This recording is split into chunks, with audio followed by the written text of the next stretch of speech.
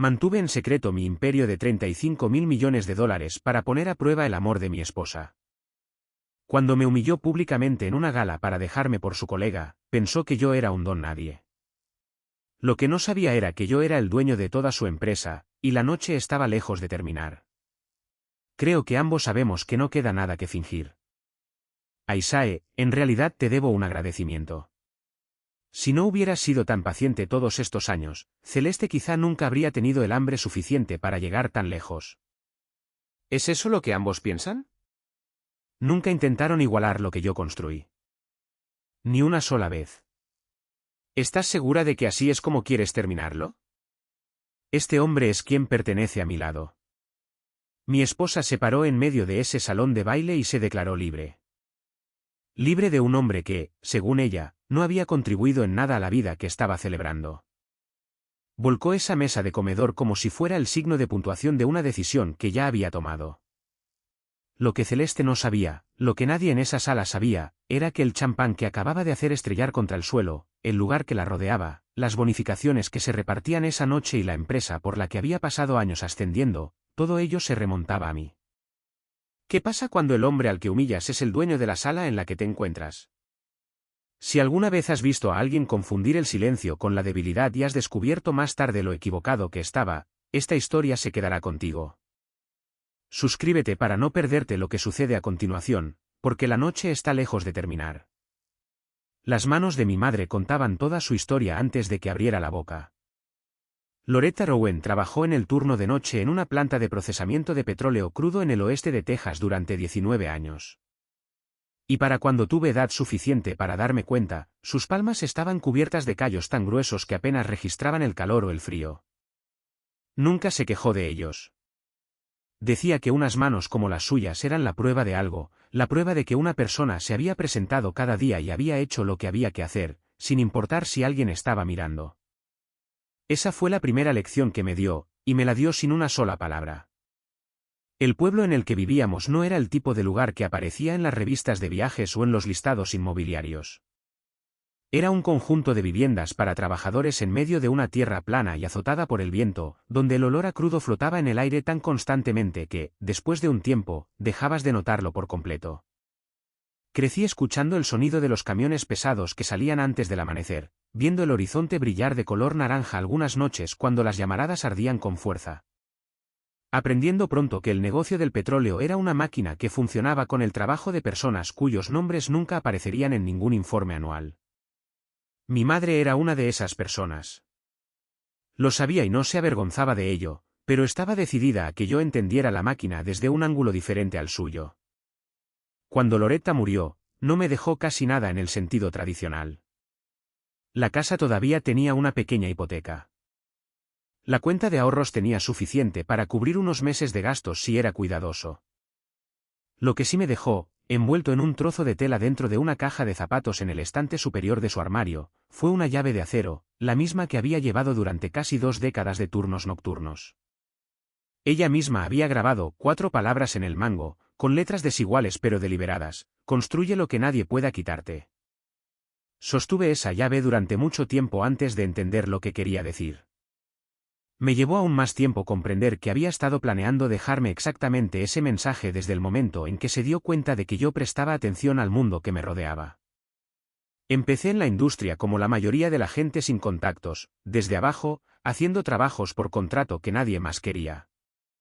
Leí todo lo que pude encontrar sobre derechos mineros, acuerdos de arrendamiento, infraestructura de oleoductos, contratos de uso de la tierra y las estructuras financieras que las grandes empresas utilizaban para gestionar sus activos. La mayoría de la gente trataba ese tipo de lectura como un ruido de fondo, la letra pequeña que nadie quería leer. Yo lo traté como la verdadera historia. Porque una vez que entendías cómo funcionaban esas estructuras, podías ver dónde las grandes empresas estaban siendo perezosas, dónde habían infravalorado una parcela de tierra o habían abandonado un arrendamiento porque el rendimiento proyectado no justificaba sus gastos generales. O no se habían dado cuenta de que 2 propiedades adyacentes combinadas producirían algo que ninguna de las 2 podría por sí sola. Así fue como empecé. No con capital, no con inversores y no con un apellido que abriera puertas.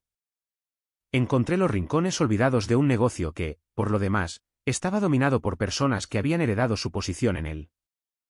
Y trabajé esos rincones con todo lo que tenía. El primer cheque de regalías que recibí de un arrendamiento que había negociado yo mismo era lo suficientemente pequeño como para parecer casi un insulto. Enmarqué una copia de todos modos, no por la cantidad, sino porque era la prueba de que el método funcionaba, de que una persona que entendía la estructura de una cosa podía encontrar valor en su interior que otras personas habían pasado por alto sin ver. Cada dólar que gané después de eso se reinvirtió en la siguiente adquisición, el siguiente arrendamiento, la siguiente posición. Red Mesa Energy Holdings no apareció completamente formada. Creció lentamente, como crecen las cosas reales, acumulando masa a lo largo de los años en lugar de aparecer de la noche a la mañana como una estructura terminada. Para cuando la empresa valía lo que valía, llevaba casi 2 décadas construyéndola. Los activos incluían activos de producción, una red de intereses en oleoductos, instalaciones de almacenamiento, contratos de transporte, servicios de perforación y participaciones en varias otras empresas de energía. Nada de eso me fue entregado. Cada pieza había sido encontrada, evaluada, negociada y construida con la misma lógica que mi madre había grabado en el mango de esa llave. La estructura era deliberadamente privada, gestionada a través de sociedades holding y fideicomisos administrados por abogados con los que había trabajado durante años, la más veterana de los cuales era Eleanor Briggs. Una mujer que había visto lo suficiente de la industria como para saber que lo más peligroso que una persona en mi posición podía hacer era volverse públicamente visible demasiado pronto. Mantuve mi nombre fuera de la cabecera por razones que no tenían nada que ver con la vergüenza y todo que ver con la estrategia. En el momento en que tu nombre se asocia a una cifra tan grande, todas las personas que has conocido empiezan a verte de forma diferente. No necesariamente mejor, pero diferente. Las relaciones cambian, las conversaciones cambian. El espacio entre lo que la gente te dice a la cara y lo que quieren decir por debajo se ensancha hasta que ya no puedes confiar en ninguno de los dos lados. Había visto que eso le sucedía a otras personas en la industria y no tenía ningún interés en experimentarlo yo mismo, lo cual es parte de lo que hizo que conocer a Celeste se sintiera como algo que no esperaba. Ella trabajaba en consultoría estratégica en ese momento, al principio de su carrera, moviéndose rápidamente porque era genuinamente inteligente y porque tenía el tipo de ambición enfocada que la hacía efectiva en casi todo lo que intentaba. Lo que me atrajo de ella no fue la ambición en sí, sino el hecho de que parecía existir junto a algo más, una franqueza, una negativa a fingir una calidez que en realidad no sentía. Una honestidad que podía parecer directa pero que yo encontraba reveladora después de años de pasar tiempo con gente que gestionaba cuidadosamente cada palabra que decía. Me decía exactamente lo que pensaba. Se reía de las cosas que eran realmente divertidas. No parecía particularmente interesada en qué coche conducía, dónde comía o cuál era mi título, lo cual en mi mundo era más raro de lo que parece. Decidí no contarle el panorama completo de lo que había construido. Fue una decisión que tomé conscientemente, y he pensado en ella muchas veces desde entonces. Parte de mi razonamiento era simple precaución. Había aprendido, al observar a otros, que el dinero introducido en una nueva relación cambia la química de esa relación de maneras que son muy difíciles de revertir. Pero había otra parte de mi razonamiento que admitiré que también era una prueba, aunque no la habría llamado así en ese momento. Quería saber quién era Celeste cuando pensaba que yo era una persona corriente. Quería saber cómo trataba a alguien que no tenía nada obvio que ofrecerle. Pensé que había encontrado mi respuesta en esos primeros años, y durante un tiempo, creí que tenía razón. Después de casarnos, continué presentando la misma cara al mundo, un hombre que dirigía una modesta operación de consultoría de inversiones en energía. Nada que mereciera mucha atención. Me aseguré de que la empresa donde trabajaba Celeste, Blackstone Lee Petroleum Services, tuviera acceso al capital que necesitaba para crecer. Lo hice en silencio, a través de canales que no daban ninguna indicación de dónde se originaba el dinero. Me dije a mí mismo que simplemente estaba apoyando su carrera de la manera en que un compañero apoya el trabajo de alguien a quien ama. Lo que no tuve en cuenta fue lo que sucedería con la relación entre nosotros a medida que Blackstone Lee se expandía y Celeste ascendía en su estructura, título por título, oficina por oficina, hasta que fue su vicepresidenta de estrategia. El éxito, resulta, es una lente. No crea el carácter de una persona, magnifica lo que ya estaba allí. Y lo que el éxito magnificó en Celeste fue algo que no había visto con suficiente claridad en los primeros años, o que quizá había visto y elegido interpretar caritativamente. A medida que su perfil en la industria crecía, la forma en que hablaba de las personas que la rodeaban comenzó a cambiar. La franqueza que yo había admirado se convirtió en algo más agudo y menos generoso. La ambición que había parecido limpia y con visión de futuro comenzó a llevar incrustada una comparación. No solo un impulso hacia algo, sino una medición continua de sí misma frente a las personas a su lado, incluyéndome a mí. En cenas y eventos de la industria, comenzó a presentarme de una manera que era técnicamente precisa pero diseñada para disminuir. Decía que yo hacía un poco de consultoría o que no era realmente una persona del mundo corporativo, siempre con el tono ligeramente apologético de alguien que excusa a un invitado que ha llegado mal vestido. Lo escuché cada vez. No reaccioné porque reaccionar habría requerido explicar cosas que aún no estaba listo para explicar. Y también porque entendí, incluso entonces, que la forma en que una persona presenta a su pareja en una sala llena de colegas revela más sobre esa persona que sobre la pareja que se presenta. Gavin Pierce entró en escena como colega de Celeste y, finalmente, como director de desarrollo de negocios en Blackstone Re. Era el tipo de hombre que había construido toda su identidad profesional en la apariencia de tener acceso. Conocía los nombres de personas importantes, mencionaba acuerdos en conversaciones casuales como otros mencionan el tiempo, y lucía sus conexiones tan visiblemente como sus trajes. Era efectivo para crear la impresión de poder, que es algo diferente a tenerlo realmente. Pero en las salas que ocupaba, la distinción rara vez surgía. Lo que noté de Gavin no fue su confianza, sino su técnica, el hábito de lanzar insultos envueltos con tanta precisión en el lenguaje del respeto que el objetivo se quedaba sin una forma limpia de responder. La primera vez que Gavin me habló directamente fue en una cena que Celeste había organizado para su equipo directivo. Miró a través de la mesa con una sonrisa que había sido practicada lo suficiente como para parecer natural y dijo que le parecía admirable la forma en que yo había elegido una vida que no requería que demostrara nada a nadie. Era una frase que sonaba como un cumplido si solo leías la superficie. Lo que realmente decía, para cualquiera que escuchara debajo de la superficie, era que yo no tenía nada que valiera la pena demostrar. Sostuve su mirada por un momento y luego le pregunté al hombre sentado a mi lado sobre un proyecto de producción del que había leído en la cuenca pérmica. Pude sentir a Gavin recalibrar ligeramente. Había esperado un destello de vergüenza o una respuesta defensiva, y no le había dado ninguna de las dos. Ese pequeño intercambio me dijo todo lo que necesitaba saber sobre cómo operaba, y lo archivé sin hacer comentarios.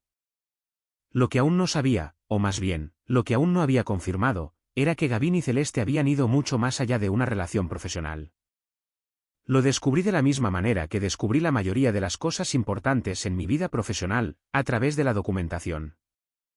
Blackstone Re había presentado una solicitud de expansión de capital al Comité de Revisión de Inversiones de Red Mesa, $1.2 mil millones para apoyar una importante iniciativa de crecimiento.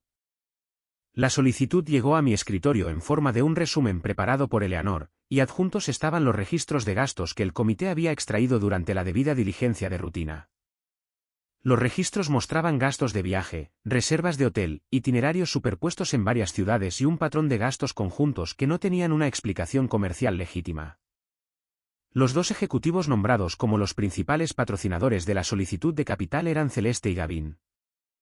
Leí la documentación 2 veces. Luego la puse en la esquina de mi escritorio y miré por la ventana durante un rato. Eleanor me preguntó esa tarde cómo quería proceder. Había trabajado conmigo el tiempo suficiente para saber que no tomaba decisiones rápidamente cuando lo que estaba en juego era personal, y esperó sin presionar. Le dije que no hiciera nada. Todavía no. Me miró de la manera en que a veces lo hacía cuando pensaba que estaba tomando una decisión que ella no habría tomado. Pero aceptó la respuesta sin discutir porque también entendía por qué se la había dado. Si hubiera actuado contra ellos en ese momento, habría cerrado una puerta antes de haber visto lo que había al otro lado. Ya sabía lo que era Gavin, un hombre que usaba la ambición de otras personas como vehículo para la suya.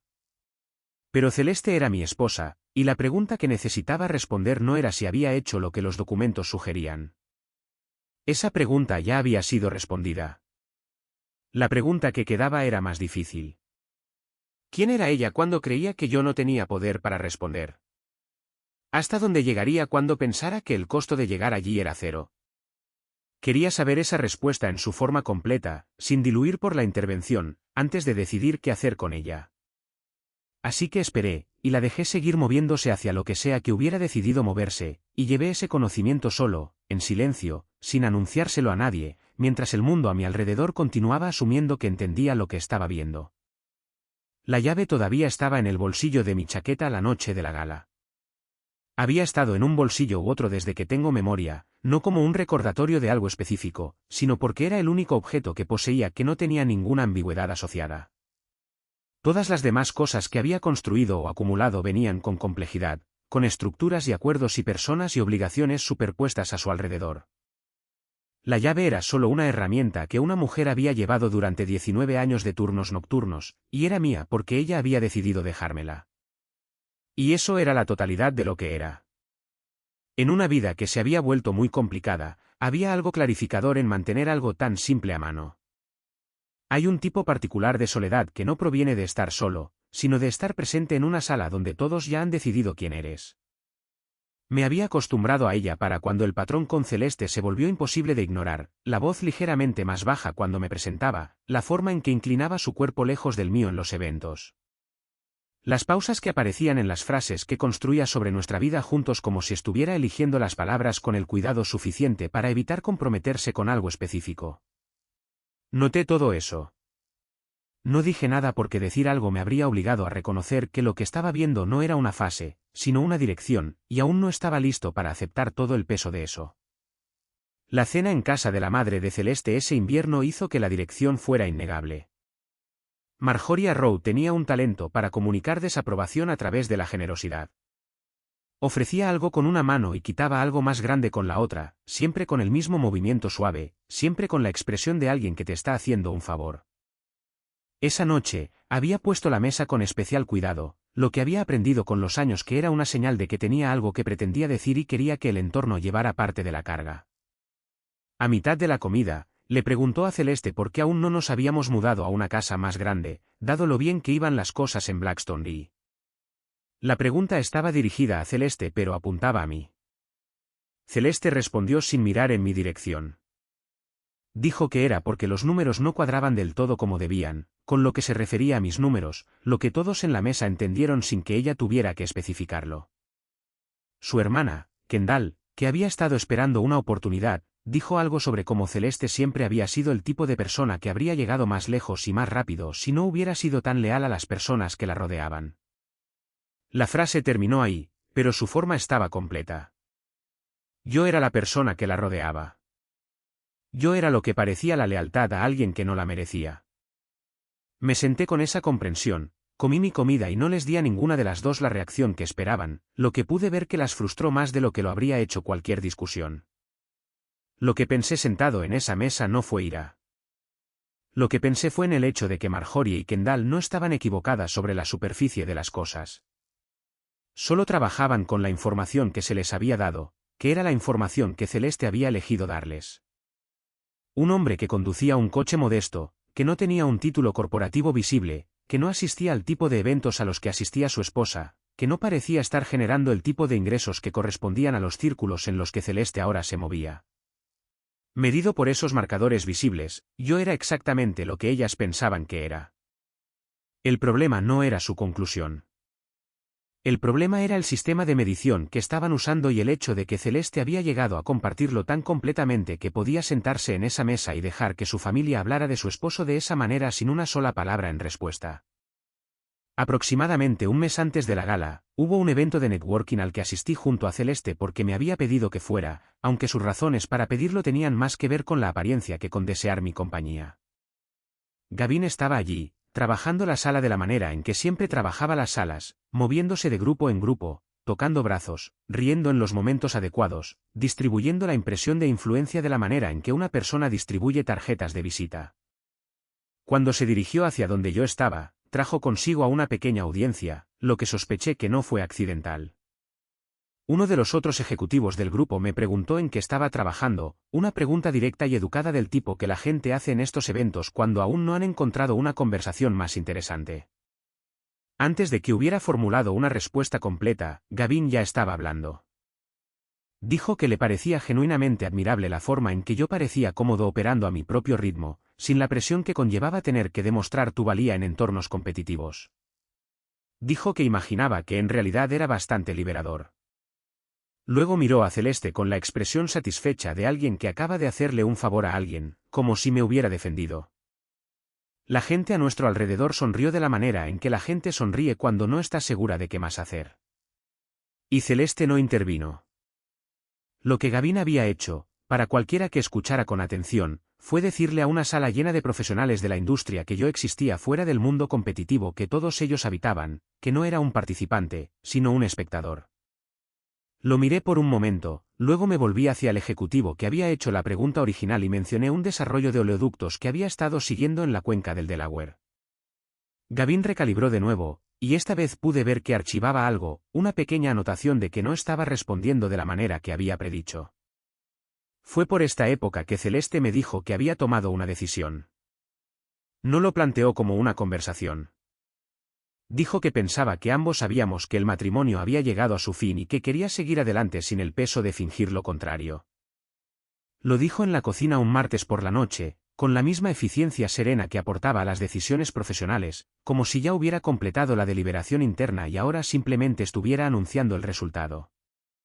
Le pregunté si estaba segura de que era aquí donde quería llegar. Dijo que sí. No discutí porque no quedaba nada que discutir, y también porque ya había entendido por los informes de gastos, por los eventos de networking, por las cenas en casa de su madre, que fuera lo que fuera el matrimonio, su forma actual era algo que ya no estaba dispuesto a proteger. Conduje hasta el oeste de Texas el fin de semana después de esa conversación en la cocina.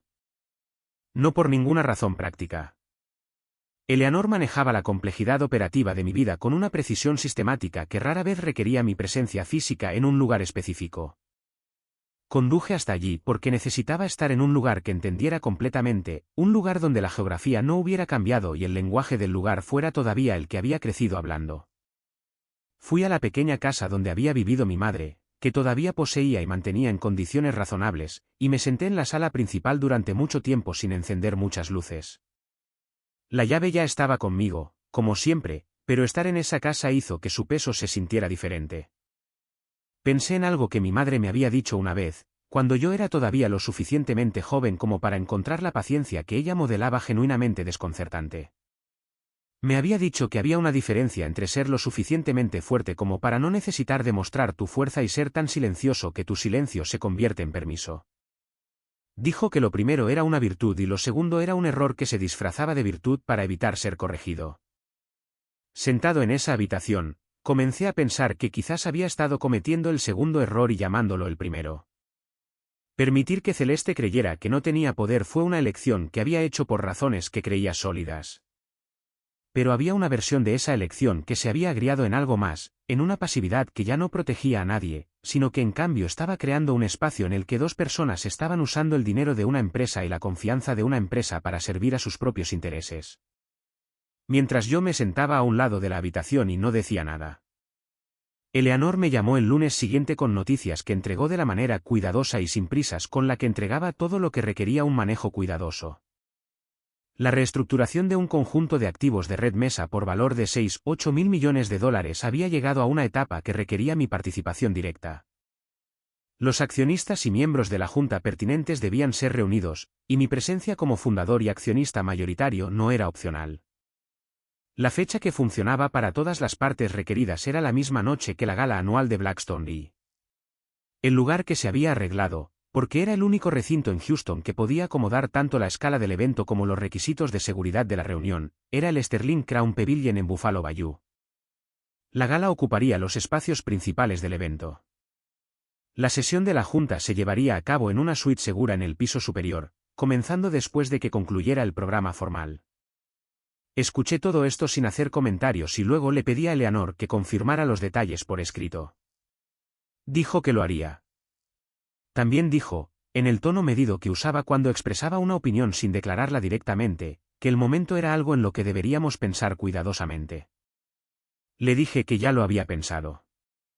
Esa misma tarde, llegó un mensaje de Celeste. Dijo que me quería en la gala. Tenía la intención de terminar las cosas allí, frente a las personas que importaban en su mundo profesional, y que pensaba que era mejor para ambos estar presentes cuando eso sucediera. El mensaje tenía la calidad de una dirección de escena. Había decidido no solo cuál sería el final, sino cómo sería el escenario. Lo que no sabía, no podría haber sabido porque nunca le había dado ninguna razón para saberlo, era que acababa de invitar al dueño del edificio a asistir a una fiesta que se celebraba en sus propias salas. Le respondí con 2 frases. Le dije que estaría allí. La noche de la gala, el Sterling Crown Pavilion era todo lo que Blackstone Reed necesitaba que fuera para la impresión que la compañía quería dar. Más de 300 invitados se movieron por el espacio, ejecutivos de todo el sector energético, inversores institucionales, asesores legales, socios internacionales y los empleados senior a quienes se les había dicho que su desempeño les había valido un asiento en la mesa. La sala estaba dispuesta con el tipo de atención que comunica dinero serio sin parecer esforzarse demasiado. Cada elemento de la noche, el espacio, el catering, el entretenimiento, las bonificaciones por desempeño que se anunciarían antes de que terminara la noche, había sido financiado a través de un presupuesto de hospitalidad y eventos que se remontaba a través de 3 capas de estructura corporativa hasta Red Mesa. El champán que se servía, los arreglos florales en cada mesa, los premios personalizados esperando tras bastidores, todo había sido pagado por mi compañía. Pero nadie en esa sala lo sabía, y se suponía que nadie lo supiera todavía. Llegué sin previo aviso, sin que nadie me acompañara, y encontré mi asiento en una mesa cerca del fondo de la sala. Celeste había organizado los asientos ella misma, y el mensaje en la ubicación era claro. Aquí era donde se sentaría el invitado menos importante de la noche, lejos del escenario, de espaldas a las personas cuyas opiniones le importaban. Celeste estaba en el centro de la sala con Gavin a su lado, y el lenguaje corporal entre ellos era el de 2 personas que habían dejado de tener cuidado. Estaba animada de una manera que no había visto en mucho tiempo, y Gavin tenía su mano en la parte baja de su espalda, trabajando la sala a su manera habitual. Los 2 juntos proyectaban exactamente la imagen que habían decidido que querían proyectar. Marjorie pasó por mi mesa de camino a su propio asiento y me miró con una expresión que lograba ser a la vez compasiva y satisfecha, como si mi presencia en el fondo de la sala confirmara algo que siempre había sospechado. Dijo en voz baja que al menos podría ver el mundo que Celeste había construido para sí misma. Sonreí y no dije nada. El programa formal avanzó a través de sus primeras etapas, comentarios del CEO, reconocimiento de equipos de alto rendimiento, una breve presentación sobre proyecciones de crecimiento. Celeste fue presentada con su título completo y recibió un sostenido aplauso que aceptó con la serena facilidad de alguien que había practicado recibir reconocimiento. Gavin se sentó cerca y la observó con la satisfacción propietaria de un hombre que ha decidido que posee algo antes de que la transacción se haya finalizado. Aproximadamente 1 hora después del inicio de la velada, Gavin se levantó de su asiento y se movió deliberadamente en mi dirección. No se dirigía hacia el bar ni hacia otra mesa.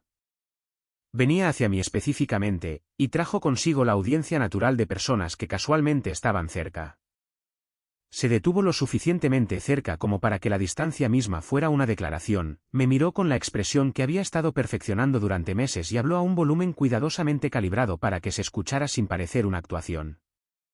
«Sabes, Aisae», dijo, su tono llevando esa calidez practicada que nunca era del todo cálida. «En realidad, te debo un agradecimiento. Si no hubieras sido tan paciente todos estos años, tan consistentemente, fiablemente paciente, Celeste podría no haber tenido nunca el hambre suficiente para llegar tan lejos». Dejó que la frase aterrizara. La gente cercana la había oído. Él sabía que la habían oído. La frase hizo exactamente lo que estaba diseñada para hacer. Reenmarcó cada año de nuestro matrimonio como la resistencia de Celeste a una limitación y me posicionó como el obstáculo cuya pasividad había alimentado paradójicamente su ambición. Era la cosa más precisamente calibrada que me había dicho en todo el tiempo que nos conocíamos, y la entregó con la facilidad de alguien que la había estado guardando exactamente para este escenario.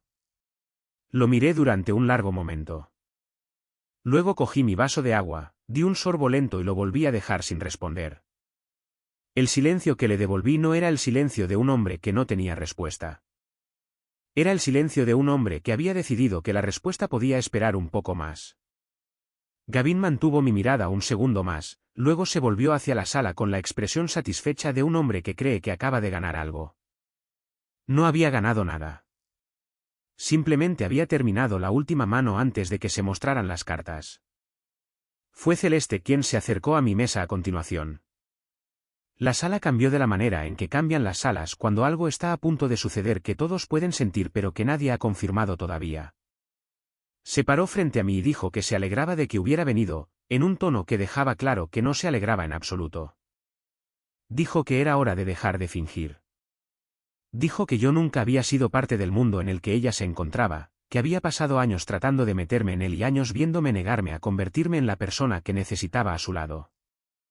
Su voz era firme y deliberada, ensayada de la manera en que se ensayan las cosas cuando una persona quiere asegurarse de que la emoción no interfiera con la entrega. Le hice una pregunta. Le pregunté si estaba segura de que así era como quería terminarlo.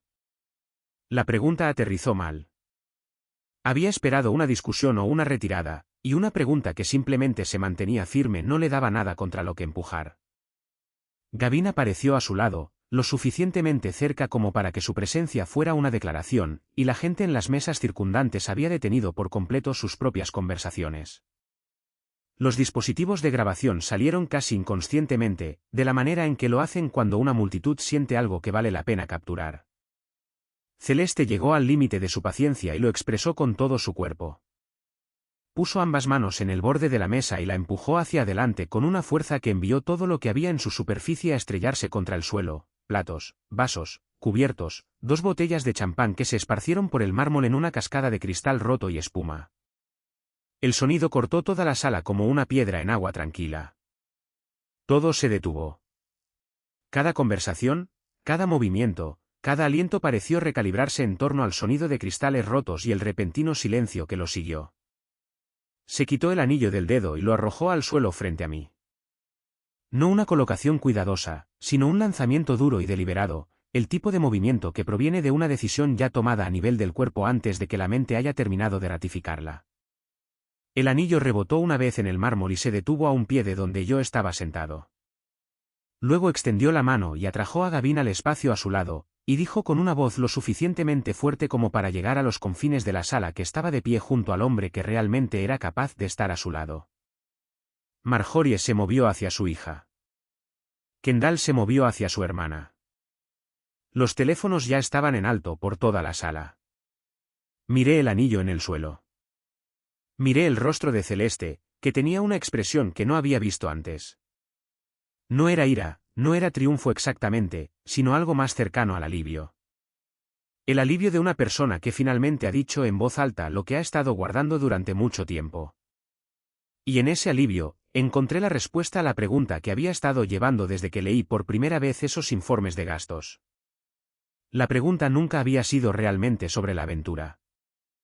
La pregunta había sido sobre algo más específico, si la mujer con la que me había casado entendía que el valor de una persona existía independientemente de lo que se pudiera ver que poseía, o si había llegado a creer que el valor era simplemente otra forma de medición. No diferente de cualquier otra. El anillo en el suelo respondió a esa pregunta con la finalidad de algo que se cierra y se bloquea. Metí la mano en el bolsillo de mi chaqueta y la cerré alrededor de la llave. No porque necesitara su firmeza. Ya era lo suficientemente firme por mi cuenta, sino porque era el objeto más verdadero de la sala, la única cosa presente que no tenía ninguna actuación asociada, y quería tocar algo verdadero. Me levanté. Me alejé de la mesa, a través de la quietud de la sala, hacia el borde lejano del piso del evento, pasando los cristales rotos y las sillas volcadas y las 300 personas que ahora estaban muy calladas. Y desde la dirección del escenario, oí como se abría un micrófono y una voz comenzaba a hablar.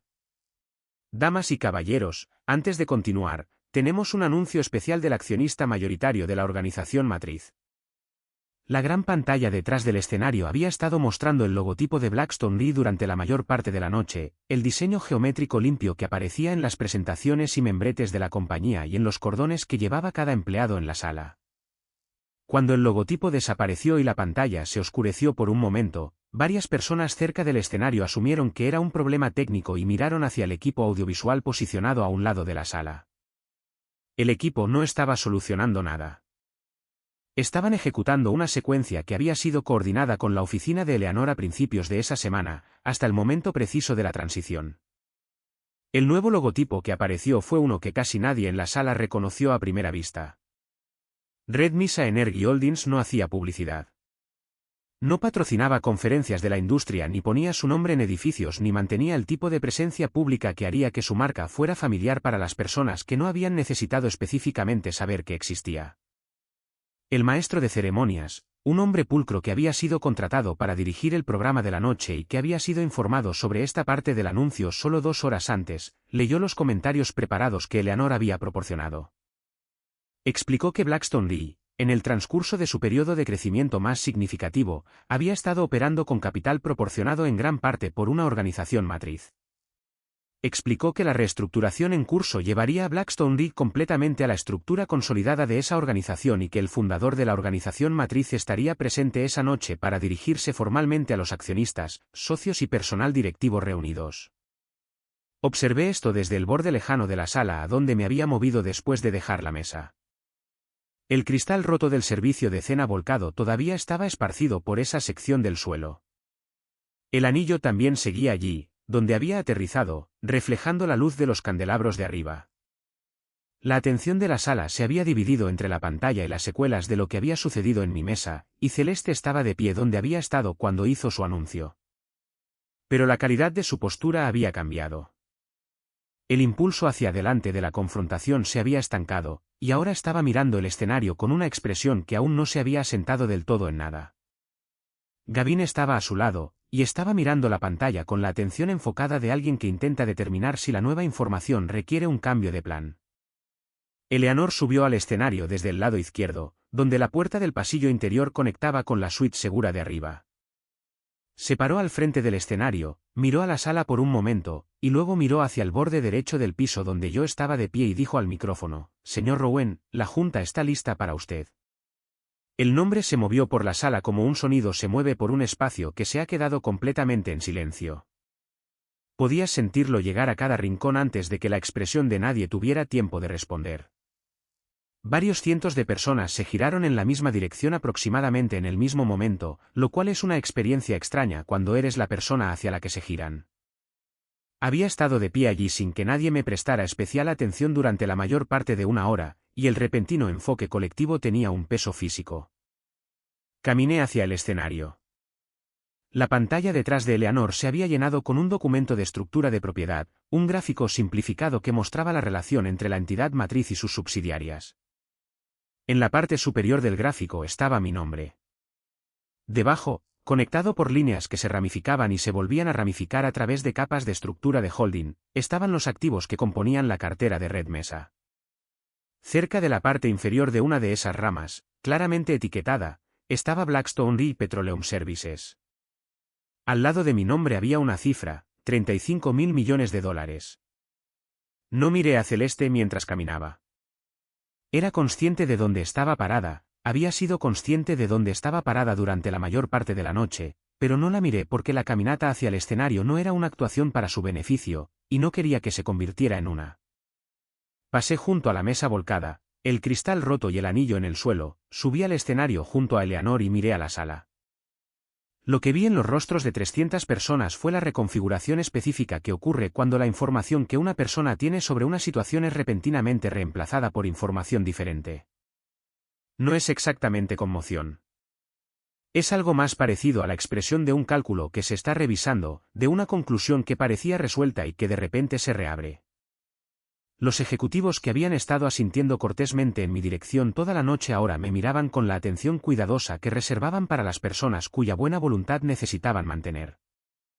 Los inversores me observaban con el enfoque evaluativo que aplicaban a cualquier situación que involucrara un número tan grande como el de la pantalla, y las personas que habían estado lo suficientemente cerca como para presenciar la confrontación en mi mesa, los platos volcados. El anillo en el suelo, la declaración de Celeste, estaban manejando la particular incomodidad de haber visto algo que ahora entendían de manera muy diferente a como lo habían entendido 60 segundos antes.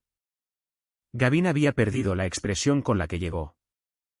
La confianza acumulada, la sonrisa fácil, la postura de un hombre que creía estar en el centro de la estructura de poder de la sala. Todo ello había sido reemplazado por algo mucho más simple y mucho menos cómodo.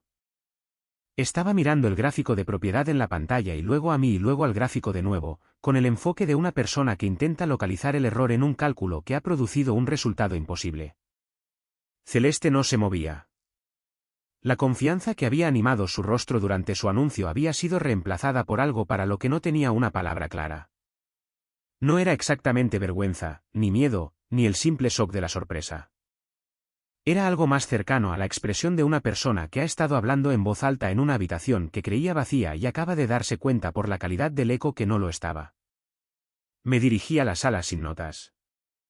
Dije que Blackstone Lee había sido una parte significativa de la cartera de Red Mesa durante varios años y que la reestructuración en curso reflejaba la decisión de consolidar esa relación de una manera formalmente documentada en lugar de operar a través de la estructura de capas existente. Dije que el evento de la noche había sido bueno, que la gente de la compañía había trabajado duro para construir algo que valía la pena celebrar, y que el reconocimiento que se estaba dando al desempeño del equipo era genuino y merecido. Dije que el proceso de transición se gestionaría con la menor interrupción posible de las operaciones diarias y que cualquiera con preguntas debería dirigirlas a la oficina de Eleanor. Luego me aparté del micrófono. Gavin se movió hacia mí desde el suelo, sorteando un grupo de colegas atónitos con la expresión de alguien que ha decidido que la respuesta correcta a un acontecimiento inesperado es tratarlo como una negociación. Dijo algo sobre que la noche era un momento apropiado para centrarse en lo que importaba, la gente en la sala y el trabajo que todos habían hecho juntos, y que las dimensiones personales de lo que hubiera sucedido podrían abordarse en un entorno más privado. Su voz tenía la modulación cuidadosa de alguien que intenta sonar razonable mientras el suelo se mueve bajo sus pies. Lo miré y le dije, no.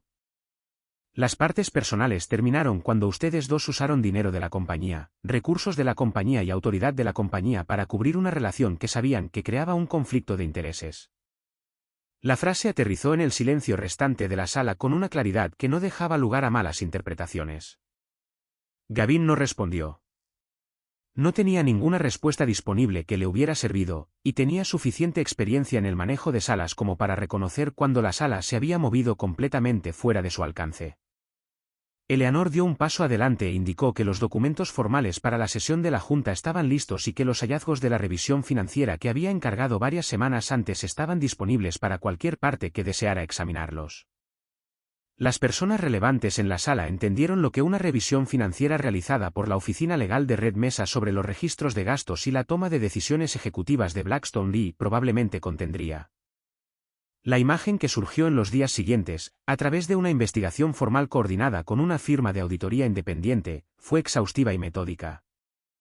Gavin había utilizado el presupuesto operativo de Blackstone Lee para cubrir viajes personales en múltiples ocasiones. Los gastos estaban documentados. Las justificaciones comerciales eran inexistentes y la cadena de aprobación se había gestionado de una manera diseñada para ocultar en lugar de registrar. Más allá de los gastos personales, hubo decisiones que había tomado en su calidad de director de desarrollo de negocios que habían beneficiado un interés comercial separado. Tenía un interés que nunca había revelado a la Junta, como lo requería la política de conflicto de intereses de la compañía. También había documentación que mostraba que ciertas decisiones de personal dentro de su división habían sido influenciadas por consideraciones que no tenían nada que ver con el mérito profesional. Gavin fue suspendido inmediatamente en espera del resultado de la investigación, y cuando la investigación concluyó, perdió su puesto por completo. La situación de Celeste era más complicada, y quiero ser preciso al respecto porque la precisión importa cuando se habla de la vida profesional de alguien. Ella no había orquestado las irregularidades financieras, la documentación no apoyaba esa conclusión, y no tenía interés en afirmar cosas que la evidencia no apoyaba. Lo que la revisión sí encontró fue que varias decisiones que había tomado en su calidad de vicepresidenta se habían tomado en un contexto en el que su relación con Gavin creaba un conflicto que debería haber sido revelado. La falta de revelación la colocó dentro del alcance de la investigación, lo que significaba que su puesto se mantendría en revisión mientras el proceso concluía. Le dije a Eleanor antes de que la investigación comenzara formalmente lo que había decidido: nadie debía ser perseguido más allá de lo que la conducta documentada requería. No estaba interesado en usar lo que sabía para fabricar consecuencias adicionales. Lo que ya no estaba dispuesto a hacer era lo que había estado haciendo durante demasiado tiempo: que era absorber en silencio y sin respuesta los efectos de las decisiones que otras personas estaban tomando con mis recursos y mi confianza. Marjorie me encontró cerca del final de la noche en el pasillo entre el piso del evento y la entrada principal. Tenía la mirada de una mujer que está recalculando varias cosas simultáneamente mientras intenta parecer que no está recalculando nada en absoluto. Dijo que la familia era la familia, independientemente de lo que sucediera en eventos como este, y que esperaba que lo que viniera a continuación permitirá a todos los involucrados preservar su dignidad. La palabra familia en su boca en ese momento tenía un peso diferente al que había tenido en cualquiera de las cenas donde había visto a su hija describirme como la mitad inferior de una pareja desigual. Le dije que esperaba lo mismo. Luego le dije, tan directamente como pude sin ser cruel, si el número en esa pantalla fue la razón por la que me está hablando de manera diferente a como me habló hace una hora, entonces el número no ha resuelto el verdadero problema. No tuvo respuesta, y no me quedé el tiempo suficiente para que la encontrara. El proceso de divorcio formal comenzó varias semanas después de la gala y avanzó a través de sus etapas sin conflictos significativos. No había nada que Celeste pudiera impugnar de una manera que hubiera producido un resultado diferente al que describían los acuerdos y la ley. No lo intentó. Fuera cual fuera la relación, entendió con la misma claridad analítica que la había hecho efectiva en su trabajo que la posición en la que se encontraba era el producto de las decisiones que había tomado. Y que intentar volver a litigar esas decisiones a través de procedimientos legales le costaría más de lo que recuperaría. La vi una vez, unos 3 meses después de la noche en el Sterling Crown Pavilion. Me había enviado un mensaje preguntando si podíamos hablar brevemente, no a través de abogados, no sobre ningún documento específico, solo una conversación. Acepté reunirme con ella en una cafetería cerca del barrio donde habíamos vivido juntos por primera vez, lo que se sentía, a su manera, como un lugar razonable para cerrar algo. Ya estaba sentada cuando llegué, y parecía alguien que había estado haciendo el tipo de reflexión que no te deja visiblemente más pequeño, pero sí visiblemente más viejo, no de manera superficial, sino en la calidad de la atención detrás de los ojos. Me preguntó por qué no se lo había dicho. Lo dijo simplemente, sin acusación, lo cual aprecié. Le dije la verdad. Le dije que había querido saber quién era ella cuando creía que yo no tenía nada que ofrecerle. Le dije que la información lo habría cambiado todo entre nosotros desde el principio y que la única manera de saber de qué estábamos hechos realmente era mantener esa información fuera de la habitación. Le dije que lamentaba que la respuesta hubiera sido la que fue. Se quedó con eso por un momento, y luego dijo que entendía el razonamiento, pero que no era del todo justo, que la había puesto en una situación en la que nunca tuvo acceso al panorama completo. Y que parte de lo que se había convertido estaba moldeado por una realidad distorsionada que yo había ayudado a crear. Había verdad en eso, y lo reconocí. La distancia entre nosotros no había sido construida por una sola persona. Yo tenía mi parte de la arquitectura de la que responder. Pero también le dije lo que creía más firmemente. La pregunta nunca fue sobre 35.000 millones de dólares. Cualquiera con un juicio razonable, dada esa información, trataría a una persona que lo poseyera con cortesía básica. La pregunta siempre había sido si ella podía extender esa misma cortesía básica a alguien que creía que no poseía nada. Lo que había hecho en la gala no fue un error nacido de información incompleta. Fue una decisión, una elección sobre qué tipo de persona iba a ser en ese momento, y la había tomado con todo su ser frente a 300 personas porque creía que el costo de tomarla era cero. No discutió eso. Miró la mesa por un momento y luego de nuevo a mí. Y dijo que sabía que era verdad y que todavía estaba averiguando qué hacer con ese conocimiento. Esa fue la última conversación real que tuvimos. Varios meses después de la gala, Red Mesa abrió un centro de formación en el pueblo donde mi madre había trabajado en sus turnos de noche durante 19 años. El centro no llevaba el nombre de nadie. No estaba diseñado para atraer la cobertura de la prensa ni para generar buena voluntad con los inversores porque no fue construido para ninguno de esos propósitos. Fue construido para los hijos de las personas que trabajaban en los campos, los oleoductos y los talleres de mantenimiento. Las personas cuyas manos se parecían a las de mi madre. Las personas cuyos nombres no aparecerían en ningún informe anual, las personas que eran la verdadera base de una industria que prefería mostrar sus torres en lugar de sus cimientos. Asistí a la inauguración, que fue modesta por diseño. En el pasillo principal, dentro de una simple vitrina de cristal, colocamos la llave de acero, la que tenía 4 palabras grabadas en su mango con letras desiguales pero deliberadas. No como un monumento a mí, sino como un monumento a la idea que llevaba, que lo que construyes con tus manos, tu tiempo y tu disciplina te pertenece de una manera que ninguna confrontación, ninguna humillación pública y ninguna mesa volcada puede tocar. Mi madre lo había entendido antes de que yo tuviera edad para preguntarle cómo había llegado a saberlo. Lo entendió a partir de 19 años de turnos de noche, presupuestos de $30 para la compra y una caja de zapatos en el estante de un armario. Y me lo había pasado a mí, de la única manera en que realmente se puede pasar, no a través de la instrucción, sino a través del ejemplo. Miré a los jóvenes que entraron por la puerta ese primer día y pensé en lo que yo había sido a su edad, de pie en un pueblo que olía a petróleo crudo, tratando de leer la estructura de un mundo que no había sido organizado pensando en gente como yo. Lo había leído de todos modos. Había encontrado los rincones olvidados. Había construido lo que necesitaba construir. Y había aprendido, quizás más tarde de lo que debería, que lo más importante que puedes construir no es una empresa, ni una cartera, ni un balance general. Es la claridad sobre quién eres cuando alguien cree que no tienes nada que ofrecer. Porque esa es la versión de ti mismo que nadie puede quitarte. Esa es la versión que queda cuando todo lo demás es despojado. El respeto que aparece solo después de que se revela la riqueza nunca fue respeto en absoluto. Y tu verdadero valor no se mide por lo que posees.